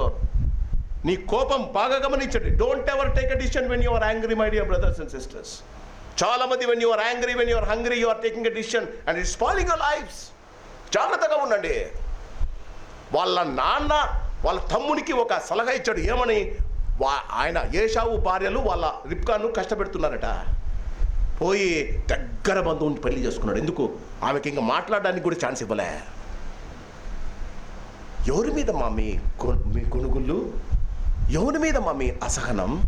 రొమ్ము కొట్టుకునే కాలం దగ్గరగా ఉంది తల్లి. నేడు అను సమయం ఉండగానే ఆయన శిక్షార్థం వస్తున్నాడు. క్రీస్తునందు ప్రియమైన వాళ్ళరా, ఎప్పుడు వస్తాడు అని అడిగారు చాలామంది. ఎప్పుడు వస్తారు అని అడిగారు. క్రీస్తునందు దానియేలు ప్రకారంగా, నాకు సమయం లేదు, దానియేలు ప్రకారంగా 3 విషయాలు చెప్పాడు. ఒకటి, people will think about one world government. ప్రపంచమంతా ఒకటే గవర్నమెంట్ ఉండాలి. మీకు తెలుసా? ఐరోపా ఖండంలో ఉన్న వాళ్ళందరూ యూరోపియన్ యూనియన్ అని, EU అని, ఐరోపాలో ఉన్న వాళ్ళందరూ చేరిపోయారు. వారు ఇప్పుడు ఆఫ్రికాలో ఉన్న యూదులను, ఆఫ్రికాలో ఉన్న ముస్లిమ్స్ను వారిలో చేరిపోమంటున్నారు. ఎందుకంటే Europe government is the richest government. మనకు వరల్డ్ బ్యాంక్, మీకు విన్నారు కదా, వరల్డ్ బ్యాంక్ ఎక్కడుందండి? వరల్డ్ బ్యాంక్ ఎక్కడుందమ్మా? Switzerland. World bank Switzerland. World బ్యాంక్ను ఎవరు కంట్రోల్ చేస్తున్నారు తెలుసా? European union. ఇండియాకు పొద్దున నిన్న పేపర్లో వచ్చింది. ఏమని? రేవంత్ రెడ్డి వెళ్ళి చాలా తక్కువ వడ్డీకి వరల్డ్ బ్యాంక్ నుంచి లోన్ తెచ్చుకుంటారు. వరల్డ్ బ్యాంక్ లోన్ ఎవరిదో తెలుసా? యూరోపియన్ యూనియన్ వాళ్ళది. వాళ్ళకి ఎవరికి ఎంత అడిగినా డబ్బులు ఇచ్చేస్తున్నారు. మీకు తెలుసా? నేను ఒక్క పైసా అప్పు తీసుకోలే వరల్డ్ బ్యాంక్ నుంచి, మీరు ఒక్క పైసా అప్పు తీసుకోలే వరల్డ్ బ్యాంక్ నుంచి. కానీ ఒక్కొక్కరి తల మీద 5 లక్షల దాకా అప్పు ఉందట. ఒక్కొక్క ఇండియన్ మీద 5 లక్షల అప్పు ఉందట వరల్డ్ బ్యాంకుకు. వరల్డ్ బ్యాంక్ వాళ్ళు ఒకనాడు వచ్చి మీరందరూ నా బానిసలని ఒక్క గవర్నమెంట్ చేయబోతున్నారు. త్వరలో జరుగుతుంది. ప్రపంచంలోని అమెరికా కూడా వరల్డ్ బ్యాంక్ నుంచి లోన్ తీసుకుందే. యూరోపియన్ యూనియన్ వాళ్ళు దాన్ని కంట్రోల్ చేస్తున్నారు. క్రీస్తునందు ప్రియమైన వాళ్ళ there will be one world bank. రెండవది, there will be one world religion. ప్రపంచంలో ఒకే ఒక మతం ఉండబోతుంది. క్రీస్తునందు ప్రియమైన వాళ్ళరా, 2003 సంవత్సరం 2003 సంవత్సరం క్రీస్తునందు ప్రియమైన వాళ్ళ చికాగోలో 6,000 మంది ఇతర మతస్థులందరూ, ప్రపంచంలో అంతా 6,000 మతాలు ఉన్నాయట. 6,000 మతాల నుంచి అందరినీ తీసుకున్నారు. అందరినీ తీసుకొని వారందరూ చెప్పిన మాట ఏంటంటే, వాళ్ళు ఒక రెజల్యూషన్ చేసుకున్నారు, మనకందరికీ ఒకే మతం ఉండాలి, ఒక్కొక్కరు ఒక్కొక్క దేవుణ్ణి సేవించకూడదు. ఒకడేమో హైందవ దేవుళ్ళని ప్రేమిస్తాడు, వాళ్ళకి 6 కోట్ల దేవతలు ఉంటారు. ముస్లిం వాళ్ళేమో ఒకడే దేవుడు అల్లా అంటారు, వీళ్ళేమో యేసు ప్రభు ట్రినిటీ అంటారు. వీళ్ళు ఇలా బుద్ధును ఇంకొకరిని సాయిబాబాని ఇట్లా చేస్తున్నారు కదా. మనకందరికీ ఒకటే రిలీజన్ ఉండాలి. I try to Google it and get it. వాళ్ళు చేసిన చికాగో కన్వెన్షన్లో వారు చేసిన 2003లో ప్రపంచమంతా నివ్వరపోయారు. 6,000 మంది క్రైస్తవులు కూడా ఉన్నారు దాంట్లో. వారు చేసిన డిసిషన్ ఏంటో తెలుసా? We will have a government we will have a religion without God. దేవుడు లేని మతాన్ని మనం కనుక్కుందాం. బాగా గమనించండి, మతం అంటే దేవుడు ఈ లోకంలో కదా. యేసు ప్రభు మత ప్రచారకుడు కాదండి, యేసు ప్రభు పరలోక ప్రచారకుడు. చాలామంది అంటారు, అన్నా మీరు మతాన్ని నేనన్నా మతం ప్రచారం నేను చేయడంలే, నేను పరలోకానికి మార్గాన్ని గురించి చెప్తున్నాను, అంతేనండి. One world government, one world religion without God. మూడవది వన్ వరల్డ్ కరెన్సీ. ఇప్పుడు వన్ వరల్డ్ కరెన్సీ ఏంటో తెలుసా? చెప్పండి. వన్ వరల్డ్ కరెన్సీ మీ దగ్గర ఉంటాయి కదా, పోయి ఇట్లా ట్యాప్ చేస్తారు. ఏమంటండి ట్యాప్? ఏంటండి? ప్లాస్టిక్ మనీ వచ్చేసింది ఇప్పుడు, అవునా? ప్రతి వాళ్ళ దగ్గర ఉంది కదా. ఎవరన్నా చేతిలో క్రెడిట్ కార్డు కానీ డెబిట్ కార్డు లేని వాళ్ళు ఉన్నారో చెప్పండి. ఎవరన్నా క్రెడిట్ కార్డు కానీ, నా దాంట్లో కూడా ఉంది డెబిట్ కార్డు ఉంది, క్రెడిట్ కార్డులు డెబిట్ కార్డు లేని వాళ్ళు ఉన్నారా? క్రీస్తునందు ప్రియమైన వాళ్ళ ఒక నిమిషములో యూరోపియన్ యూనియన్ వాళ్ళు ఒక నిమిషములో ప్రతి వారి అకౌంట్ను ఫ్రీజ్ చేయబోతున్నారు. వాళ్ళు ఎలా చెప్తే మనం అలా నమ్మాలంట. It's going to come. క్రీస్తునందు ప్రియమైన వాళ్ళరా, మన చుట్టూ జరుగుతున్న వాటిని మనం గమనించాలి. యూరోపియన్ యూనియన్ వాళ్ళు మొదట 18 మంది ఉన్నారు. 18 కంట్రీస్ మాత్రమే చేశారు. లండన్ ఉన్నారు, జర్మనీ ఉన్నారు, ఫ్రాన్స్ ఉన్నారు. వీళ్ళందరూ యూరోపియన్ యూనియన్. వాళ్ళలో ఇంకోటి ఏంటో, వాళ్ళ రిలీజన్లో ఏంటో తెలుసా? వాళ్ళ రిలీజను మానవుల యొక్క ఇష్టాలను, మతం అంటే మానవ ఇష్టాలను గౌరవించాలట. ఈ యూరోపియన్ యూనియన్లో ఉన్న ప్రతి కంట్రీ మగవారిని పెళ్లి చేసుకోవడానికి అనుమతిచ్చారు, ఆడవాళ్ళను పెళ్లి చేసుకోవడానికి అనుమతిచ్చారు. దేవునికి స్తోత్రం. అలాంటి పరిస్థితులు ఇంకా మనకు రాలే. అందుకు most of the countries are joining. తెలుసా? లెస్బియన్స్, గేస్ అందరూ వాళ్ళ కంట్రీ వాళ్ళని ఫోర్స్ చేస్తున్నారు. మీకు తెలుసా? సుప్రీంకోర్టు ముందు 45 రోజులు మగవారు ఆడవారు కలిసి మగవాళ్ళను పెళ్లి చేసుకోవడానికి ఒక రూల్ రావాలని 45 రోజులు వారు ధర్నా చేశారు. తెలుసా? ఇండియాలో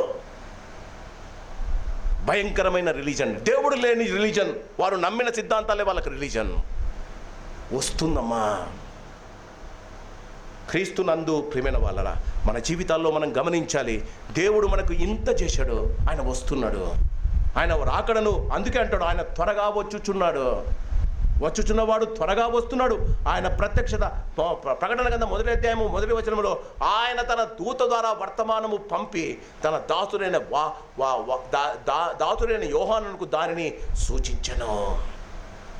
క్రీస్తునందు ప్రియమైన వాళ్ళరా గమనించాలి, ఎందుకు దేవుడు వస్తాడో ఎలా కనుక్కోవాలి. క్రీస్తునందు ప్రియమైన వాళ్ళరా మన జీవితాల్లో మనం గమనించాలి. మా ప్రకటన గ్రంథం 19వ అధ్యాయంలో ఆయన రాకడ ప్రారంభమవుతుంది. ఒక్కసారి ప్రకటన గ్రంథం 19వ అధ్యాయం. అప్పటికి బూరలు పాత్రల భయంకరమైన పరిస్థితి పోతుంది. క్రీస్తునందు ప్రియమైన వాళ్ళరా ప్రకటన గ్రంథం 1వ అధ్యాయము 19వ అధ్యాయము కనెక్షన్ ఉంది. ప్రకటన గ్రంథం 1వ అధ్యాయంలో అంతటా అటు తరువాత జనుల శబ్దం వంటి గొప్ప స్వరము పరలోకముందు ఇలాగు చెప్పగా వింటిని, ప్రభువును స్తుతించుడి. బైబిల్లో, ఇంగ్లీష్ బైబిల్లో ప్రభువును స్తుతించుడు అంటే హల్లెలూయా అని ఉంది. మనం హల్లెలూయా అంటాం కదా. వాస్తవానికి ఎవరైనా నేను ఇప్పుడు హల్లెలూయా అని చెప్తే మీరేం చెప్పాలో తెలుసా? ప్రభువును స్తుతించుడి అని చెప్పాలి. హల్లెలూయా అనేది తెలుగు మాట కాదు, హల్లెలూయా అనేది ఇంగ్లీష్ మాట కాదు, ఇది లాటిన్ మాట. క్రీస్తునందు ప్రేమిల వాళ్ళరా పరలోకంలో హల్లెలూయా అని మాట్లాడతారట. హల్లెలూయా అంటే ప్రభువును స్తుతించుడి అని. ఈ 19వ అధ్యాయంలో మనము ఏం చేస్తుంటాం పరలోకంలో? క్రీస్తునందు ప్రేమిల వాళ్ళరా 19వ అధ్యాయంలో మనకు బహుమానాలు ఇచ్చాడు. ప్రభు అంటున్నాడు, now we are landing on the earth. మనం ఈ లోకంలో దిగుతున్నామయ్యా, మనం ఈ లోకంలోనికి ప్రవేశిస్తున్నామయ్యా, మీరు కిరీటాలు పెట్టుకొని రండి. ఆయన అంటాడు కదా, జయించు వాడికి సింహాసనం మీద కూర్చొని భూమికి తీర్పు తీర్చడానికి వారికి అధికారం ఇస్తానంటాడు కదా. మనం కిరీటాలు పెట్టుకుంటామట. నేనన్నా పోయిన ప్రసంగంలో నేను చెప్పా, ఐ వాంట్ ఆల్ ద 5. నాకు ఒకటితో నాకు తృప్తి లేదండి, 5 కిరీటాలు నాకు కావాలి. పాస్టమ్ గారు నేను ఎప్పుడు మాట్లాడుకున్నప్పుడు మేము అనుకునే వాళ్ళం, పాస్టమ్ గారు ఈ లోకంలో ఉన్నప్పుడు నేను ఎప్పుడు అడిగా, నీకు ఎన్ని కిరీటాలు కావాలి అంటే, ఎందుకు వచ్చింది నీకు డౌట్ అని అడిగేది. ఎందుకు వచ్చింది నీకు డౌటు అంటే, నేనన్నా నీకు ఎన్ని కిరీటాలు కావాలా అంటే, నీకెన్ని వస్తాయో నాకు తెలియదు కానీ నాకైతే 5 వస్తాయి అంటున్నాను. నాకైతే 5 ఇప్పుడు పెట్టుకొని ఉంటుందండి. కిరీటాల కోసం వెదురు చూస్తుంటుందండి. క్రీస్తునందు ప్రియమైన వాళ్ళరా ఆయన తప్పకుండా వస్తాడమ్మా. ఆయన చూడండి, ఆ ప్రకటన గ్రంథం 19వ అధ్యాయం ఆ కింద దిగేటప్పుడు గొప్ప శబ్దముతో పరలోకములో అటు తర్వాత బహు జనుల శబ్దం, దూత శబ్దం కాదు. అంటే మన శబ్దం అంట. మనము పరలోకం నుంచి దిగి వస్తున్నాం, ల్యాండింగ్ అవుతున్నాం భూమి మీద. వచ్చేటప్పుడు ఏం మాట్లాడతామంట చూడండి, ప్రభువును స్తుతించుడే క్రీస్తునందు ప్రియమైన వాళ్ళరా రక్షణ మహిమ ప్రభావములు. ఎందుకమ్మా? దాన్ని మనం అనుభవించాం. రక్షణ ద్వారా ప్రభువుకు బిడ్డలయ్యాం. మధ్యాకాశంలో ఆయన మహిమను పొందుకున్నాం. కాబట్టి ప్రభువును స్తుతించుడి. దేవుని యొక్క మహిమ క్రీస్తునందు ప్రియమైన వాళ్ళరా దేవుని యొక్క అతి శ్రేష్టమైన ఆశీర్వాదాన్ని తీసుకొని వస్తున్నారు. రెండవది, ఆయన తీర్పులు సత్యములు న్యాయమై ఉన్నవి. తన వ్యభిచారముతో భూలోకమును చెరిపిన గొప్ప వేశ్యకు ఆయన తీర్పు తీర్చి తన దాసుల రక్తమును బట్టి వారికి ప్రతిదండన చేసెను. మరి రెండవసారి వారు ప్రభువును స్తుతించుడి. Why we will praise God? మొదటిది, నాకు రక్షణ ఇచ్చాడు, నాకు మహిమనిచ్చాడు. రెండవది వేశ్య అనుంది, అదేనండి వరల్డ్ రిలీజన్. అదే వరల్డ్ రిలీజన్. ఎప్పుడు వేశ్యలు అవుతారండి? క్షమించండి నన్ను, ఎప్పుడు వేశ్యలు అవుతారండి? నీకు భర్త ఉండగా ఇంకొక మగవానితో నువ్వు ఉండడం, నీవు భార్య నీకు మగవాడు తన భార్యను వదిలిపెట్టి I have seen even in the Christian community, మగవాడు తన భార్యకు డైవర్స్ ఇచ్చి ఇంకొక మగవానితో కాపురం చేస్తున్నాడండి. భయంకరమైన వ్యభిచారం కదా. అలాంటి వారికి తీర్పు తీర్చడానికి ఆయన వస్తున్నాడు. మనం అలాంటి పనులు చేయలేదు కాబట్టి ప్రభువును స్తుతించుడే.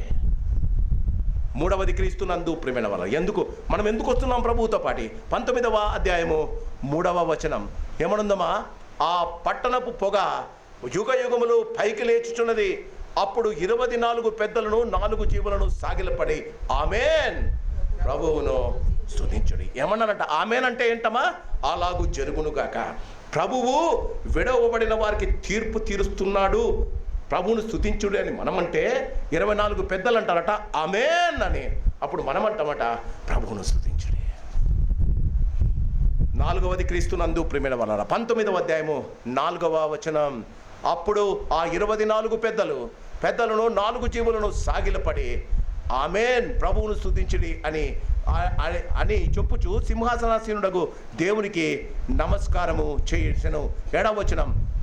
అప్పుడు గొప్ప జనసమూహము శబ్దమును, అంటే మనం ఎత్తబడిన వారం, గొప్ప శబ్దమును విస్తారమైన జలముల శబ్దమును బలమైన ఉరుముల శబ్దమును పోలిన ఒక స్వరము, సర్వాధికారియు ప్రభువునకు మన దేవుడు ఏలుచున్నాడు, ఆయనను స్తుతించుడి, ఆయనను స్తుతించుడి. గొర్రెపిల్ల వివాహమునకు వివాహ సమయం వచ్చినది, ఆయన భార్య తన్ను తాను సిద్ధపరచుకొని ఉన్నది కనుక మనము సంతోషపడి ఉత్సహించి ఆయనను మహిమపరచదని చెప్పగా నేను వింటిని. క్రీస్తు నందు ప్రియమైన why we again come back.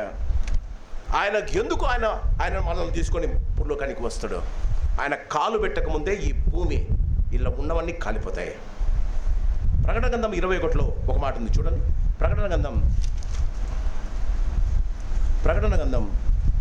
21వ అధ్యాయం 1వ వచనం. ఎవరైనా గట్టిగా చదవండి. అంతటా నేను కొత్త ఆకాశము, చాలు తల్లి, కొత్త ఆకాశము కొత్త భూమి అంటే పాతది ఉన్నట్ట లేనట్టేనా? అంతటా కొత్త ఆకాశము కొత్త భూమిని మనం చూస్తాం. ఆ భూమి మీద యేసు ప్రభు కాలు పెట్టి 1000 ఏండ్ల పరిపాలన చేస్తాడు. ఒక్కొక్క మనిషి 1000 సంవత్సరాలు బతుకుతాడు ఈ భూమి మీద. ఆయన శపించిన భూమి నాశనం అయిపోతుంది. ఎత్తబడిన వారు కిరీటాలతో తిరిగి వస్తారు.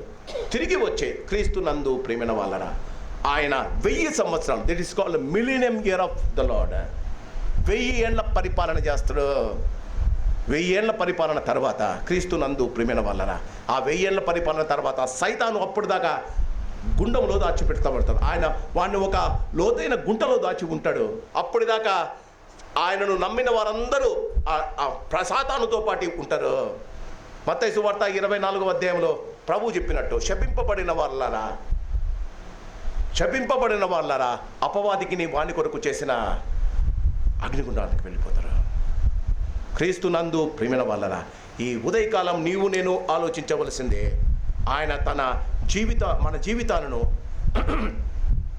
ఆయన మన జీవితాలకు సమస్తమును చేశాడు. కానీ నువ్వు ఒక 4 ప్రశ్నలు వేసుకోవాలి. Number 1, why Jesus comes? ఎందుకు వస్తాడు? పోయినాడు కదా, మనం కూడా పైకి పరలోకానికి వెళ్ళిపోయినాం కదా, ఇంకా పరలోకంలో మనము మధ్యాకాశంలో ఉంటాం కదా. Why Jesus comes? Why he will come? Why will he come again? ఎందుకు? ఒక వాగ్దానము చేయబడింది. అపోస్తుల కార్యములో మొదటి అధ్యాయం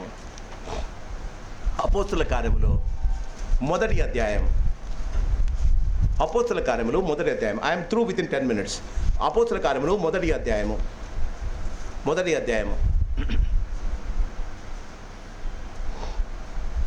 8వ వచనం.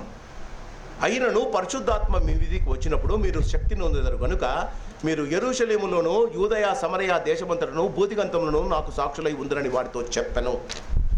ఈ మాటలు చెప్పి వారు చూచుచుండగా ఆయన ఆరోహణమాయను. అప్పుడు వారి కన్నులు కనబడకుండా ఒక మొగము ఆయనను కొనిపోయాను. ఆయన వెళ్ళుచుండగా వారు ఆకాశం వైపు తేరి చూచుచుండరే, ఇదిగో తెల్లని వస్త్రములు ధరించుకున్న 2 మనుషులు వారి యొద్ద నిలిచి, గలిలయ మనుషులారా మీరెందుకు నిలిచి ఆకాశము వైపు చూచుచున్నారు? మీ యొద్ద నుండి పరలోకమునకు చేర్చుకొనబడిన ఈ యేసే ఏ రీతిగా పరలోకమునకు వెలుట మీరు చూచెదరో ఆ రీతిగానే ఆయన అందుకొస్తున్నాడు. He wanted to keep up his word. ఆయన తిరిగి వస్తున్నాడు. క్రీస్తురావు why he will come? Because he made a promise that. ఎందుకు? క్రీస్తునందు ప్రేమిన వాళ్ళరా, ఆయన తప్పకుండా ఈ లోకానికి ఎందుకు వస్తాడు? He will come because he made a promise. ఆయన ఈ లోకములో నిజమైన ఆయన ఆదాము నుండి ఏదైతే ఆయన ఎక్స్పెక్ట్ చేశాడో, ఆదాము నుండి ఆయన ఎలాంటి దేశాన్ని కోరుకున్నాడో, ఆదాము ద్వారా ఎలాంటి జీవితాన్ని ఆయన ఉండాలని కోరుకున్నాడో అలాంటి జీవితం మానవులకు ఇవ్వడానికి భూలోకం మీదకి వస్తున్నాడు. 2వ ప్రశ్న, క్రీస్తునందు ప్రియమైన వాళ్ళరా, ఎంతమందితో వస్తాడు ఆయన? యూదాపత్రిక 1వ అధ్యాయం ఉంటుంది. యూదాపత్రిక 15వ అధ్యాయం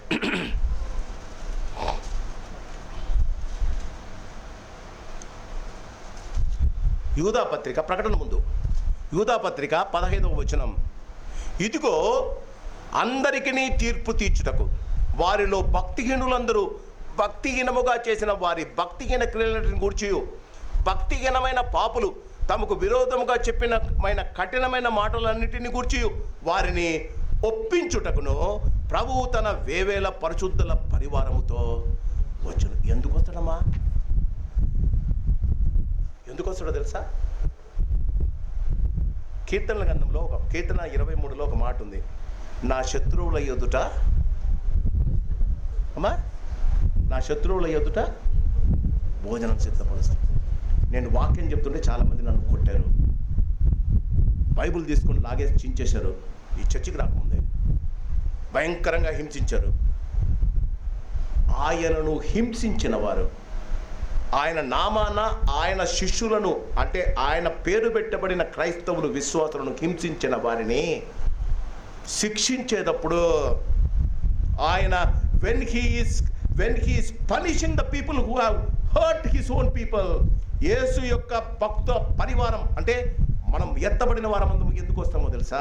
ఈ దినం వాక్యం చెప్తుంటే నవ్వుకుంటూ బయటికి వెళ్ళిపోయేవారు, దేవుని గురించి ఆలోచించని వారు, దేవుని గురించి వారి జీవితంలో పట్టించుకొని వారు వేవేల ఒక్కసారి ఇంకోసారి చూడండి 15వ వచనం, ఇదిగో అందరికీ నీ తీర్పు తీర్చుటకు వారిలో భక్తిహీనులందరూ అంటే దేవుని నమ్మని వారు, భక్తిహీనముగా చేసిన వారి భక్తిహీనతల క్రియలన్నిటినీ, భక్తిహీనముగా అంటే దేవుని నమ్ముకొని భక్తిహీనులుగా జీవించి భక్తిహీన క్రియలు అంటే దేవునికి ఇష్టం లేని చేసేది, భక్తిహీనముగా చేసిన క్రియలని గురించి భక్తిహీనుల పాపలు తమకు విరోధముగా చెప్పిన కఠినమైన మాటలన్నిటిని బట్టి భక్తులను ఇప్పుడు నోటుకొచ్చినట్టు తిడుతున్నావు కదా, ఆ రోజు దేవుడు చూపిస్తాడట. నీ ముందు దేవుడు వారిని శిక్షించేటప్పుడు నువ్వు ఆయన పక్కన ఉంటావంటమ్మా. అందుకే ఆయన వేవేల పరిశుద్ధులను పెట్టుకొని వస్తున్నాడు. That's the reason when the revenge is taken, he wants to see the people how he is going to take the revenge. అందుకే అంటాడు బైబిల్లో ఒక మాట ఉంది, పగ తీర్చుకొనుట నా పని, పగ తీర్చుకొనుట నా పని. ఈరోజు ఏదన్నా మాట్లాడదాం, ఏదన్నా చేద్దాం, ఒప్పుకోకపోతే ఆయన వేవేల దూతలను వేవేల జనులను పరిశుద్ధులను తీసుకొని వస్తాడు. ఎందుకట? నిన్ను అవమానపరిచిన వారు, నీ మాటలను పెడచేవని చేసిన వారు ఆయన శిక్షిస్తుండగా పక్కన పెట్టుకొని, నువ్వు ఆ దినం ఆ మాట చెప్పావయ్యా, ఈ దినం ఈ మాట చెప్పావయ్యా, వాక్యంలో ఇది చెప్పావయ్యా, ఈయన వినలేదయ్యా అని అప్పుడు నాకు సంతోషం కావాలట. నాకంటే పరిశుద్ధులకు.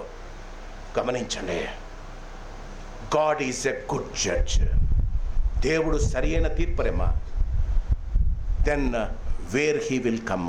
మొదటిది వెన్ హీ విల్ కమ్, రెండవది why he will come. To please me he comes. నేను చేసిన ఇంత పరిచర్యకు చాలామంది అనుకుంటారు, నా కొడుకు చాలాసార్లు అంటాడు, ఏం పరిచర్య పాపా, ఏం పరిచర్య పాపా, నీకు ఇచ్చే జీతానికి డబ్బులు ఇస్తా పాపా, నువ్వు వచ్చేయి పాపా నా దగ్గరికి. నేనన్నా, నాన్న నా పరిచర్యలో ఒక ఆనందం ఉందిరా, నా పరిచర్యలో ఒక ఆనందం ఉందిరా. నాకు కిరీటేలా కాదు నాన్న, ప్రజలు తిరుగుతుంటే, ప్రజలు మీ మీద అబద్ధముగా చెడ్డమాటలలో పలుకున్నప్పుడు మీరు ధన్యులు. బాగా గమనించండి. కెనడాకు పోయి 10 ఒక గంట సేపు వాక్యం చెప్తే నన్ను ఎందుకు తిడతారండి? కావాలంటే ఒక $100 నా జోబులో పెడతారు కదా, తిడితే మీరు తిట్టాల్సిందే నన్ను. ఆలోచించండి. He wants to keep me beside me and take the revenge of me. ఎంత బాధ అవుతుందో తెలుసా? కొన్ని మాటలు వింటే ఎంత బాధ అవుతుంది. కానీ దేవునికి పోయి చెప్తాం, ప్రభా ఒకరోజు వస్తుంది నాన్న, వస్తుందమ్మా, ఒకరోజు వస్తుంది. మూడవది వేర్ హీ విల్ కమ్. ఎక్కడ వస్తాడమ్మా, ఎక్కడ దిగుతాడమ్మా? వాళ్ళు అన్నారు అపోస్తలులు, ఈ ప్రభు ఎక్కడి నుంచి వెళ్ళాడు? ఆయన ఒలీవల కొండ మీద నుంచి పైకి వెళ్ళాడు. ఒక్కసారి చివరిగా జకర్యా గ్రంథం 14వ అధ్యాయం. జెఫన్యా, హగ్గై, జకర్యా, మలాకి కంటే ముందుది. జకర్యా గ్రంథం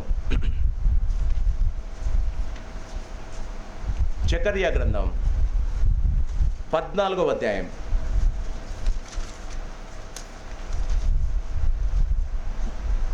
ఎందుకు వస్తాడు, ఎవరి కోసం వస్తాడు, ఎక్కడికి వస్తాడు? మూడవ ప్రశ్న. జకర్యా గ్రంథం 14వ అధ్యాయము 4వ వచనం. ఆ దినమున యెరూషలేము ఎదుట తూర్పు తట్టున ఒలీవ కొండ మీద ఆయన పాదములు ఉంచగా, ఒలీవల కొండ తూర్పు తట్టునకును పడమటి తట్టుకును నడిమికి విడిపోయి సగము కొండ ఉత్తర తట్టుకును, సగము కొండ దక్షిణ తట్టుకు జరుగును. ఆయన శిలువ మీద ఉండి కేక వేస్తే గర్భాలయపు తెర పైనుంచి కిందికి చినిగింది. అది కృపా ప్రత్యక్షత. ఆయన కాలు పెడితే కొండ రెండుగా చీలిపోయింది. గమనించండి. ఈ కొండ ఏ కొండమ్మా ఇది చూడండి. ఆయన ఒక్కసారి అపోస్తుల కార్యములు అదే కొండనా ఒకసారి చూద్దాం. అపోస్తుల కార్యముల నుంచి ఆయన పైకి పోయాడు కదా మొదటి అధ్యాయంలో. అపోస్తుల కార్యములు మొదటి అధ్యాయము, అపోస్తుల కార్యములు మొదటి అధ్యాయము 12వ వచనం. అప్పుడు వారు ఒలీవల మనబడిన కొండ నుండి, ఎక్కడి నుంచి పోయినాడమ్మా యేసు ప్రభు? ఒలీవల కొండ మీద నుంచి పోయాడు. ఎక్కడికి వస్తాడమ్మా? ఒలీవల కొండ మీదకి వస్తాడు. క్రీస్తు నందు ప్రియమైన వాళ్ళరా, మన జీవితాల్లో మనం గమనించాలి. Why he will come, because he made a promise. క్రీస్తు నందు ప్రియమైన for whom he will come. అన్యాయంగా అక్రమముగా ఆయన సేవకులను కష్టపెట్టారు కనుక ఆయన సేవకుల ముందు పరిశుద్ధుల పరివారంతో వస్తాడమ్మా. మనము చేసిన పరిచర్యకు సరైన జవాబు ఇవ్వడానికి, తీర్పు తీర్చడానికి. మూడవది వేర్ హీ విల్ కమ్. ఆయన ఒలీవల కొండ మీదకి వస్తాడమ్మా. క్రీస్తునందు ప్రియమైన వాళ్ళరా, మన జీవితాల్లో మనం గమనించాలి. ఆయన మన జీవితాలను ఆశీర్వదించడానికి ఇష్టపడతాడు. క్రీస్తునందు ప్రియమైన వాళ్ళరా, ఫైనలీ మన జీవితాల్లో మనం గమనించాలి. ఆయన ఎందుకు ఈ లోకములో ఎన్నుకున్న వారిని తీసుకొని వస్తాడు. ప్రభువు దృష్టికి ఒక దినము 1000 సంవత్సరముల వలన. అవునా? ప్రభువు దృష్టికి ఒక దినము 1000 సంవత్సరాలు. How it is possible? ఒక్కరోజు ప్రభు దృష్టికి 1000 సంవత్సరాల మనకు చూపించటానికి. అందుకే 1000 years, మిలియన్ ఇయర్స్. దాని తర్వాత కొత్త ఆకాశం కొత్త భూమి వస్తుంది. మనం పరలోకానికి వెళ్తాం. పరలోకంలో గొర్రెపిల్ల విందు ఉంటుంది. ఆ గొర్రెపిల్ల పెండ్లి విందులో రక్షింపబడిన సంఘము వధువుగా, దాన్ని రక్షించుకున్న ప్రభువు పెండ్లి కుమారుడుగా పెండ్లి జరగబోతుంది. ఆ పెండ్లి నిరంతరము జరిగే పెండ్లట. ఆ పెండ్లిలో గొర్రెపిల్ల వివాహమునకు పిలువబడిన వారు ధన్యులు. ఈ ఉదయకాలం గమనించాలి. యుగంలో 6వ యుగంలో మనం ఉన్నాం. ఆ 6వ యుగంలో చివరిలో త్వరలో ఎత్తబడతాం. ఎత్తబడినప్పుడు పరలోకంలో మనము చేసిన పనులను బట్టి దేవుడు మనకు కిరీటాలు ఇస్తాడు. ఆ 7 సంవత్సరాల తర్వాత దేవుడు పరిశుద్ధుల పరివారంతో యూదా 15 ప్రకారంగా ఆయన ఈ ఒలీవల కొండ మీద కాలు పెడతాడమ్మా. ఆయన ప్రవచనాల్లో ఏది నెరవేరకుండా పోలేదు. ఈ ప్రవచనం కూడా తప్పకుండా జరుగుతుంది. ఆయన రావడం ఖాయం. ఆయన తీర్పు తీర్చడం ఖాయం. ఆ పరిశుద్ధుల పరివారంతో వస్తావా? ఇక్కడ ఉండి ప్రభు యొక్క తీర్పును ఎదుర్కొంటావా? నీ జీవితము ఆధారపడి ఉంది. అందరం కళ్ళు మూసుకుందాం. దేవుడు మనకిచ్చిన ఈ యొక్క శ్రేష్టమైన సమయాన్ని, దేవుడు ఇచ్చిన మన శ్రేష్టమైన సమయాన్ని సద్వినియోగం చేసుకుందాం. ప్రభువా, రక్షణనిచ్చావు. నీ కృపా ప్రత్యక్షతలో నాకు రక్షణనిచ్చావు. నీ మహిమ ప్రత్యక్షంలో నేను పరిశుద్ధుల పరివారంతో నేను ఉండాలయ్యా. పరిశుద్ధుల పరివారంతో నేను ఉండాలయ్యా. తండ్రి,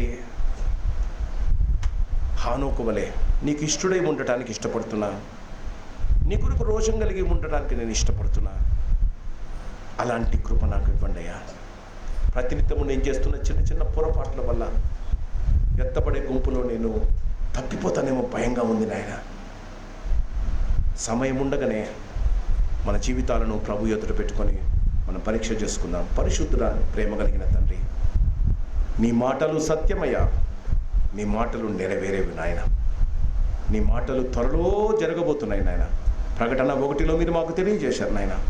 కాబట్టి జాగ్రత్తగా ఉండి నేడు అను సమయం ఉండగానే మేము చేసిన అపరాధాలను, మేము చేసిన అవిధేయతను మేము గమనించి ఒప్పుకొని విడిచిపెట్టి నీకు ఇష్టలమై జీవించి రోషము కలిగి అయ్యా పరలోకాన్ని గురించిన రోషముతో జీవించగలిగిన మంచి మనసును మాకు దయచేయమని, వాక్యము విన్న సంఘములోని ప్రతి వారిని మీరు దర్శించి జరుగుతున్న మా ప్రభు పరిమాణాలను గమనించిన ఆయన మీరు త్వరలో వస్తున్నారని గమనించి జాగ్రత్తగా జీవించడానికి సహాయం చేయమని యేసయ్య శ్రేష్టమైన నామాన్ని అడిగి బతిమలాడుతున్నాం తండ్రి. ఆమేన్. God bless you.